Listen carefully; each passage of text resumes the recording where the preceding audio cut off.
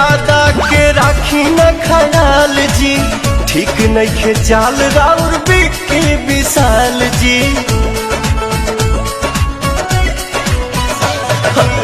मन मर्यादा के राखी न ख्याल जी, ठीक नइखे चाल राउर बिक्की विशाल जी। छोड़ी पवन जब लागल अलाम हो, लागल अलाम खेतवा में संगे न चलम, हमसे कटनी न होई हे बलम। खेतवा में संगे न चलम, हमसे कटनी न होई ये बलम।